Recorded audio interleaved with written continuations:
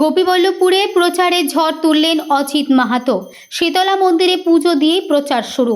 ঝাড়গ্রাম জেলার গোপীবল্লভপুর বিধানসভার সাকরাইল ব্লকের কুলটিকড়ি অঞ্চলের বালিগেরিয়া শীতলা মন্দিরে পুজো দিয়ে আজকে নির্বাচনী প্রচারের শুভ আরম্ভ করলেন তৃণমূল কংগ্রেস প্রার্থী অজিত মাহাতো। পুজো দিয়ে তিনি জোর কদমে প্রচারে নেমে পড়েন এবং ইতিমধ্যেই গোটা বিধানসভা জুড়ে তার প্রচারের গতি নজর কাড়ছে। সূত্রের খবর, অজিত মাহাতো ইতিমধ্যেই প্রায় প্রতিটি অঞ্চলে অন্তত একবার করে প্রচার ও জনসংযোগ কর্মসূচি সম্পন্ন করেছে। অন্যদিকে গোপীবল্লভপুর বিজেপি প্রার্থী এখনও সব এলাকায় পৌঁছতে পারেনি বলে রাজনৈতিক মহলে আলোচনা শুরু হয়েছে।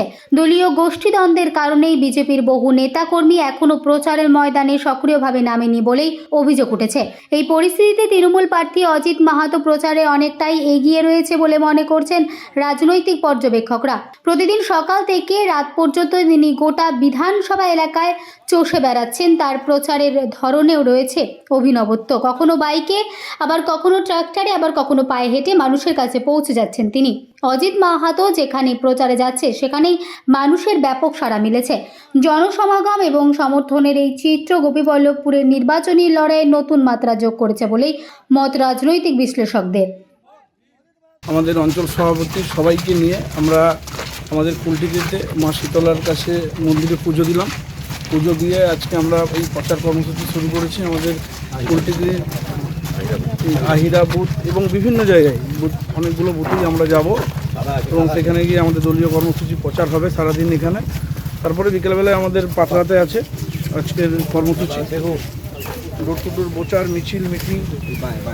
এভাবেই আমরা মমতা বন্দ্যোপাধ্যায়ের নীতি আদর্শের কথা, মমতা বন্দ্যোপাধ্যায়ের ত্যাগ তিষ্ঠতা সাধনার কথা, তারপরে যে উন্নয়ন করেছে সেই বার্তা নিয়েই মানুষের বাড়ি বাড়ি আমরা প্রচার কর্মসূচি চালিয়ে যাচ্ছি এবং সমস্ত মানুষকে পাশে থাকার অনুরোধ করব যে আপনারা দিদির উপর ভরসা রাখুন, তৃণমূল কংগ্রেসের উপর ভরসা রাখুন। তৃণমূল কংগ্রেস ছাড়া একমাত্র গরিব মানুষের কথা যদি কেউ ভাবে, সমস্ত স্তরের মানুষের কথা যদি কেউ ভাবে, সেটা হচ্ছে আমাদের তৃণমূল কংগ্রেস।